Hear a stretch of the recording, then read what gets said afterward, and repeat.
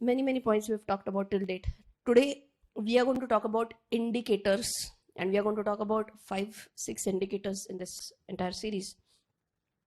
Few of them, if I were to quote, one is moving averages, with which we are going to start today, followed by MACD, which is one of my favorite indicators, and I generally take any call giving good weightage to the MACD indicator. Okay. Third we are going to do is RSI, relative strength index, Bollinger Bands, and we are also going to do towards the end Fibonacci. So 5 definitely we have planned for this entire series. So what you can do is give the heading as indicators.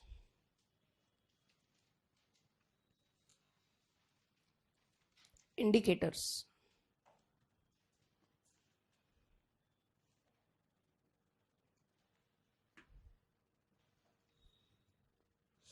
And in indicators, the very first one is moving averages.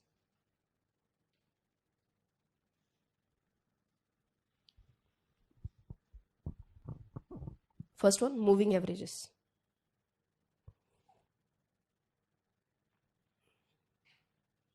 Okay.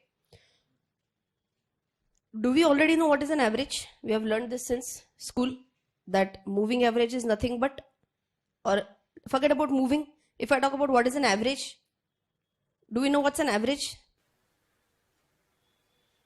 Okay, I'll just try to work in the PPT itself. Do we know what's an average? We have learned that in school. If I were to calculate what's an average, I say that let us say for 5 days, if I were to calculate a 5 days average of some stock price, how would I calculate it? Stock price of Monday plus Tuesday plus Wednesday plus Thursday plus Friday divided by 5. That I can say is an average price of the stock. Correct? Which price would I take for that? Generally, it is the closing price that we take for taking an average of the stock prices. Okay. Let's understand the problem. If I'm talking about month, wherein we are talking about day number, so date is 1, 2, 3, 4, 5, then Saturday, Sunday is an off. Then we start with 8, 9, 10, 11 and 12. So if I were to calculate a 5 days average, and if I say, okay, this 5 days average comes up to, let us say 100, just as an example, okay? Otherwise, how would I calculate? I've already told you. All 5 closing prices divided by 5.